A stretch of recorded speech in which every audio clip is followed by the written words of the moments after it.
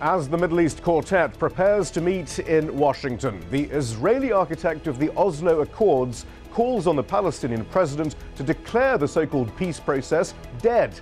We ask, is it time to move beyond a two-state solution? You're watching Inside Story Americas from Washington.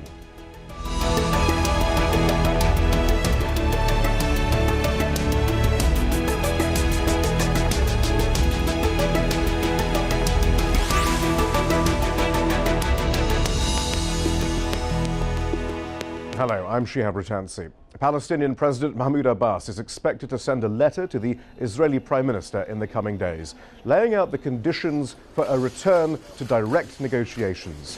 Such negotiations have been frozen since September of 2010. Abbas had been expected to include a paragraph threatening to dissolve the Palestinian Authority in protest against the deadlock. This move would force Israel to take back control of the West Bank and Gaza and render the so-called peace process dead.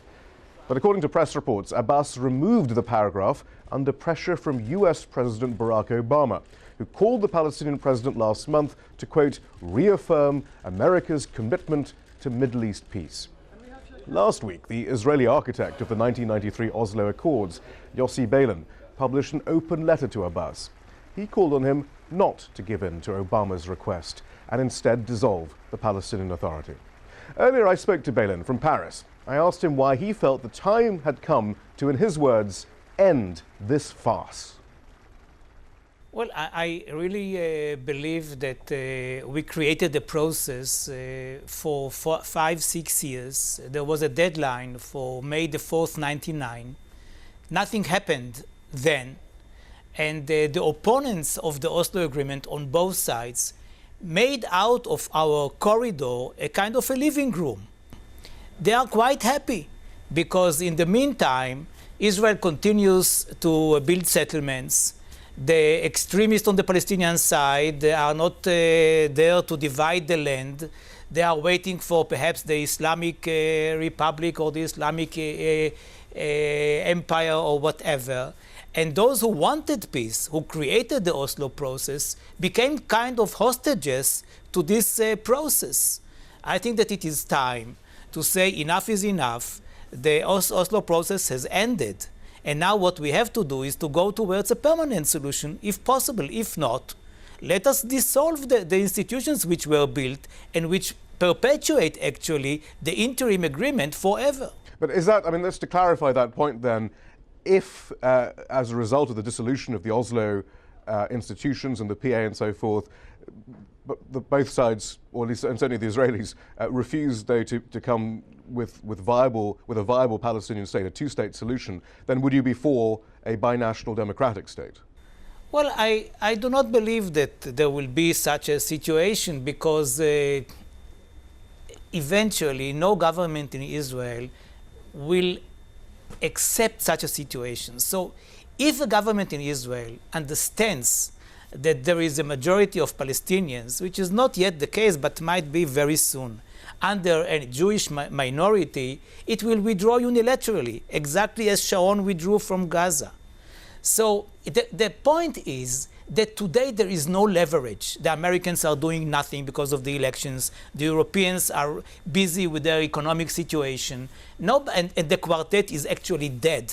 I mean, they are going to have a meeting on Wednesday, which is a joke in my view. They cannot move anything. The only ones who can move things are us, the Palestinians and the Israelis, those of us who really want to move things towards peace. And here, the Palestinian leverage might be a very painful one, because it is not very easy to dissolve the institutions. Many people work for these institutions, but only if something like that happens, and the Palestinians are saying to us, to the Israelis, okay, these are the keys, take the responsibility, pay for our services and whatever, I think that something must move then. Are you surprised that President Abbas didn't heed your call, that he dropped what we thought was going to be his threat to dissolve the Palestinian Authority? We had a long discussion the other day, and he told me that after the exchange of letters with the Israeli government, which in my view, by the way, is just a ritual. The Palestinians know exactly what will be the answers to the Israeli government for their demands of the 67 borders and of the seas of settlements. And the Israelis know what will be the answers of the Palestinians to their demands. And then the Palestinians will go on to the UN Assembly General in order to get the status of a non-member state. And then the issue of the dissolution of the authority will be on the table. He told me very clearly that this option, which is of course not very simple, we all know it, will be considered in the coming weeks. What do you think is motivating the quartet at the moment, though, to keep on convening these talks when I think behind closed doors, frankly, a lot of people say what you're saying? Well, the quartet was wrong from the beginning. I cannot understand how come that the UN became a part of a club of other three states or state organizations. I don't understand why it was established. It did nothing until now. The meetings are worthless. I can say it, I'm an independent person. I do not belong now to any institution, and I can say it very clearly. It is the wrong organization. It does nothing. And it just keeps a fig leaf of meetings and resolutions, and they call upon the parties to sit together and to talk about the permanent agreement. There is no chance in the world. Not if they meet in Jordan, not if they meet in Washington or elsewhere. Today, there is no chance to have a permanent agreement. It is because on the one hand, the Israeli government is not ready to pay the price for peace, and the Palestinian side is also not united, and Gaza is another problem. So right now, regretfully, the only option to negotiate about is about the second phase of the roadmap, which is a Palestinian state in provisional borders, with a vision which will be given to the Palestinians about the permanent solution and a timetable for the permanent solution. If this is possible, and this is something that the quartet should have encouraged both parties to do, but they don't do that. And if this is impossible, then I believe that the only solution is the dissolution of the Palestinian Authority.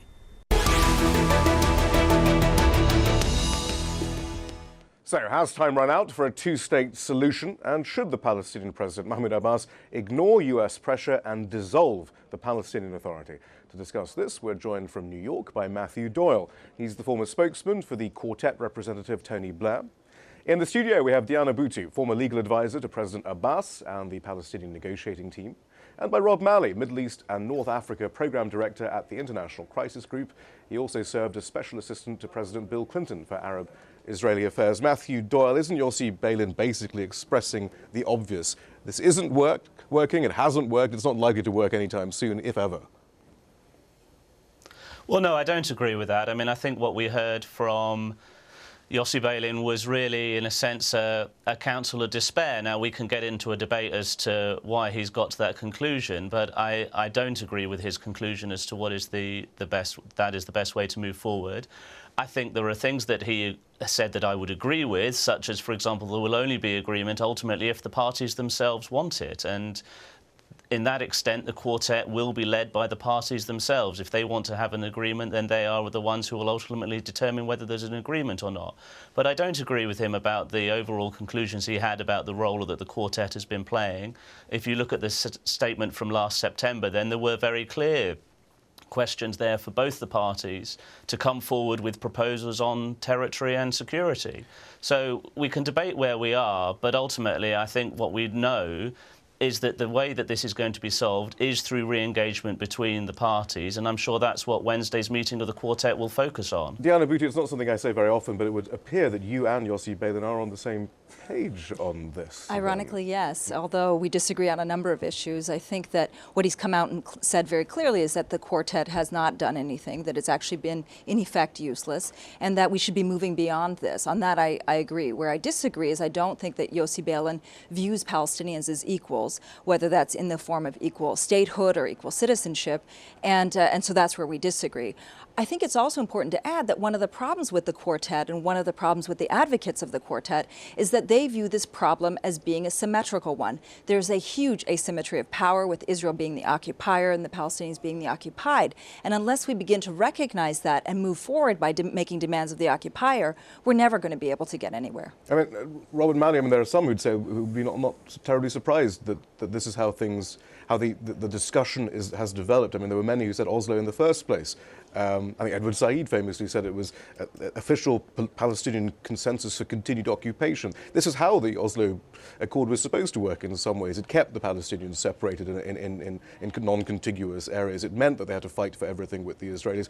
Should we be surprised that Oslo, that many people are saying that it's time to dismantle this entire structure? I'm not sure that this was inevitable. I'm not sure that was the intent of the people who were behind it. What I think is clear is that whether we want to say the peace process is dead or merely comatose, there's no doubt that it's failed, and that continuing the way we've continued so far, we've proceeded so far, there's no logical reason to believe that it will succeed. Yossi Benin comes up with one idea, which is to dissolve the PA. My view is, let's take a step back, think of many options. The Palestinians' mistake at this point is not that they've decided that the status quo isn't working.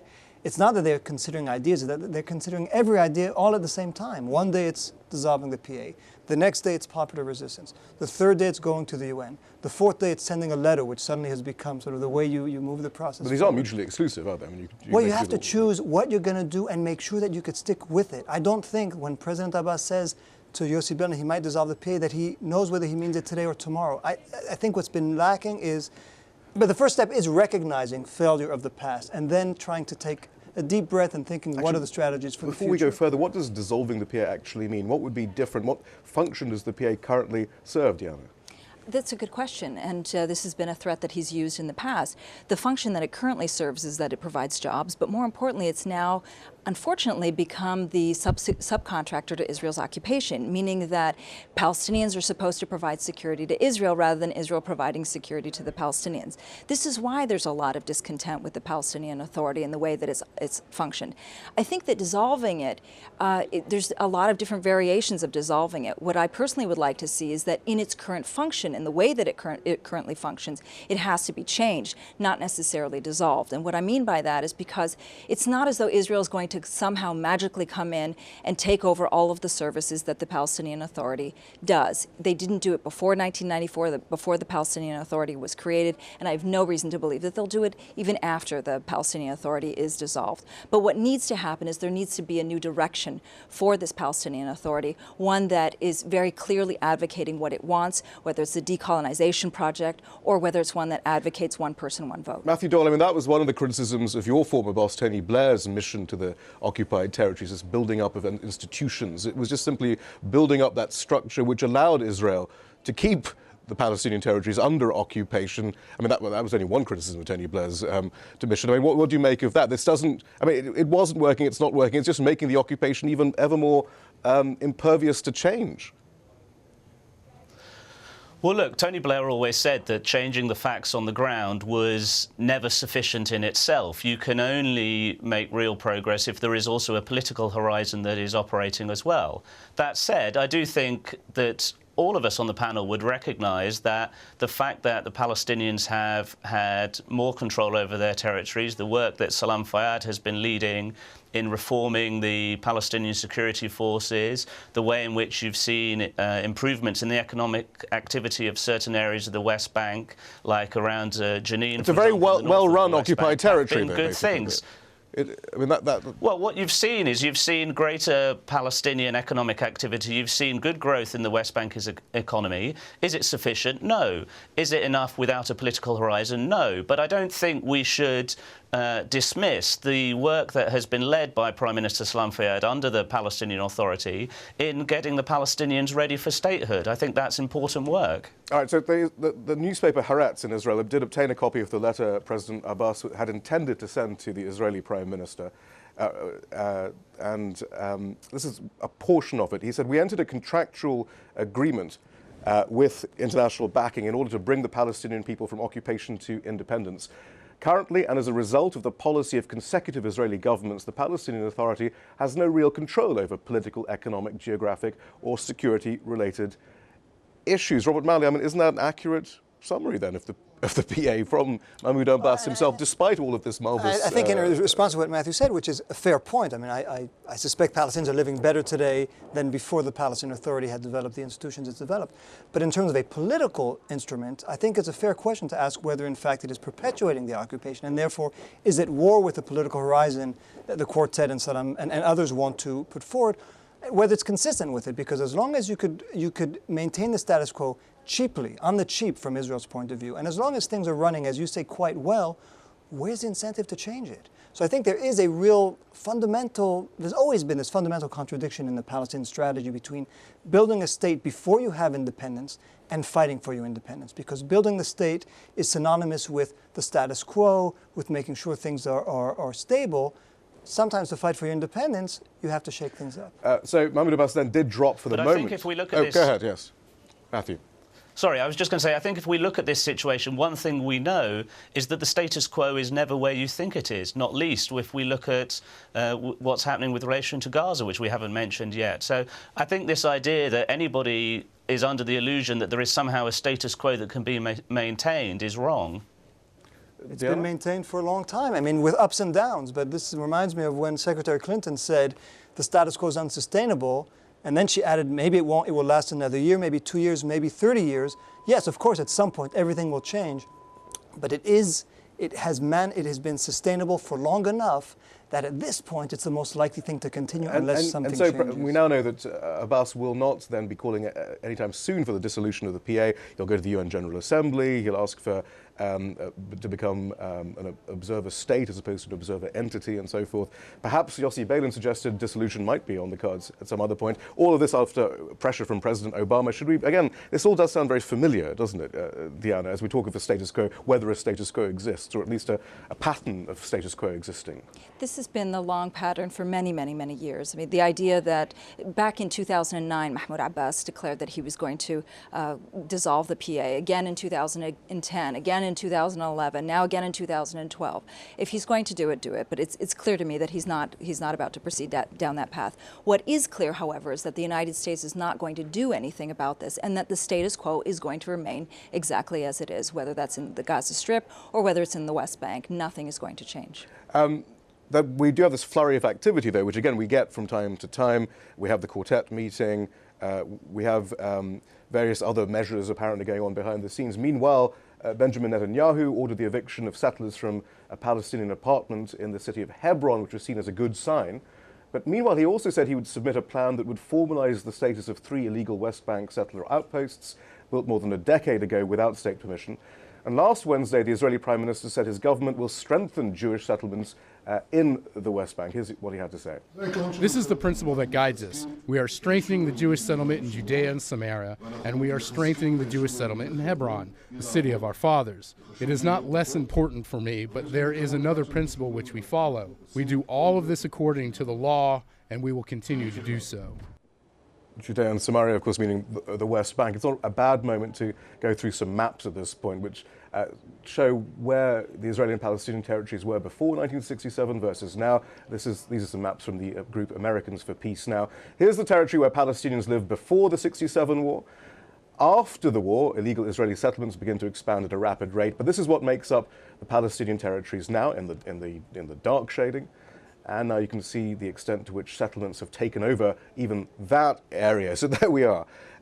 This is what's been happening. This is what continues to happen. Benjamin Netanyahu invoking law as he expands the settlements. Matthew Doyle, again, can one forgive many parties in this who are involved in these negotiations? Say, look, this is over. The two-state solution is over. Look at that map.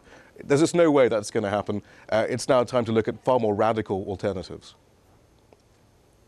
Well, I'm not quite sure what people mean when they say more radical alternatives. Or realistic alternatives. What the public Well, if you look at what the public on both sides wants, it's clear that the public on both sides still wants a situation where you have a Jewish state and a Palestinian state. Now, it's also true that if you ask them the credibility of whether they think that's going to come about, they are, to put it mildly, sceptical. That's why getting back to a situation where there is at least some engagement between the parties is so important. That's what the Quartet set out in their statement last September. I'm sure it's what tomorrow's meeting will focus on. We've seen various bits of activity happening under the auspices of the Jordanians. I hope it's going to lead to more such engagement, because ultimately this is only going to be solved by direct negotiations between Israelis and Palestinians sitting down with one another. Robert Malley, you're not an advocate for a one-state solution, but you argue that perhaps the best that can be hoped for, at least you did in an article in February, I think, was that the Israelis might withdraw from more populated areas of the West Bank. All the major settlement blocks would exist, and then maybe there'd be some Israeli military presence in the Jordanian Valley. Really? I mean, isn't that just another interim?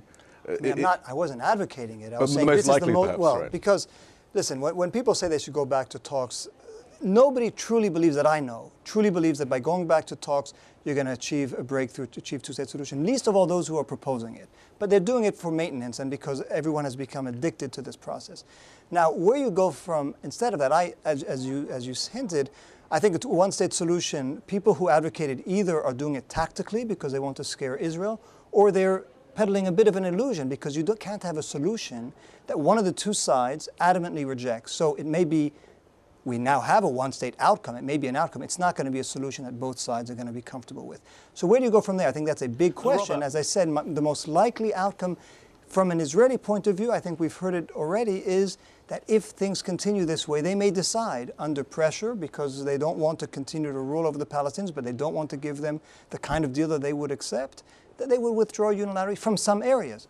It's not ideal. It certainly doesn't end the conflict. It perpetuates it, but it may be where we go next, given where we are today. Is that an acceptable outcome, Diana? No. Look, if you look back to 20 years ago, there were very few Israelis who were even willing to support the idea of a two-state settlement. So I think we're much better off pushing for this idea of one state rather than two states, because it's become clear that you cannot unscramble an egg. There are now more than 600,000 Israeli settlers. By settlement accounts, there are now 700,000 Israeli settlers in the West Bank. The Israeli government cannot evacuate one house in Hebron without a huge ruckus. What's to say that they're going to be able to evacuate 600,000 settlers?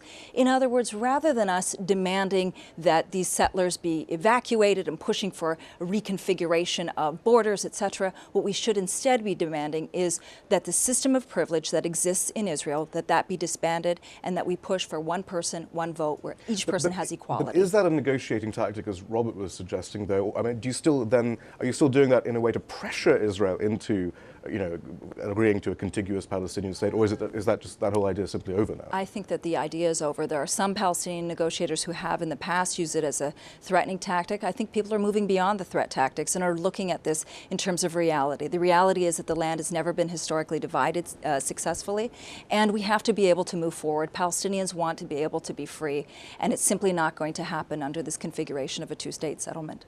Robert Malley, I mean, the U.S. role in all this is key, and that's one of the reasons why there's this throwing hands up in the air. And the suggestion is, and I think there is a sense that Israel is worried about how it's seen internationally. If it's no longer seen as a partner of peace, but seen as a legally occupying power over the Palestinian territory, over the West Bank, that will make a difference, especially without any U.S. pressure to do anything or to change any policy. No, I think you're right that even Prime Minister Netanyahu is worried about image, the credibility, the legitimacy of Israel in American and in European and other eyes. But does one really think today, given everything we've seen, including with President Obama, who came to office with great ambition and immediately named George Mitchell as an envoy, does anyone truly believe today that we're going to see in our lifetime an American president? Not even a second term? I'm sure they'll be dangling that There's a lot of mythology about the second term. I mean, what will change that will make the president suddenly, who wasn't able to do it in his first term, suddenly change completely and achieve what he hasn't been able to do? He hasn't been able to move the two parties. He won't have the leverage and the instruments that are necessary at this point to move them if they're not prepared to move. As Matthew said, if they're not prepared to move in the way that the president was, he won't be able to exercise that pressure. And even if that kind of pressure existed, the political system in this country won't make it realistic for him to do so. So I think it's best for Israelis and Palestinians to give up on the illusion. There are many illusions they have to give up on, but one of them is that the United States at some point is going to step in with a magical solution that's going to save everyone. It's not going to happen, and if it is going to happen, let them be satisfied when it happens, but their strategy needs to be developed now on the basis of the fact that it's the most unlikely of scenarios that the U.S. suddenly is going to be able to forcefully act and bring about a solution it hasn't been able to bring about so far. Last word, Diana, very quickly though, but despite all this though, do you really expect anything to change in the coming years at all? Look, I wouldn't be surprised if things do change. I think that the status quo is going to remain the same for a little bit of time. But Palestinians are, they've proven time and again that they aren't happy with the status quo. All right, Diana Buttu, thank you very much. Robert Malley and Matthew Doyle, thank you too in New York. That's all from the team in Washington, D.C. for now. Don't forget to follow us on Twitter and Facebook, where you can find more information about the programme. And we want to hear from you. Tell us what stories you think we should be covering. Send your ideas directly to us at insidestory@aljazeera.net.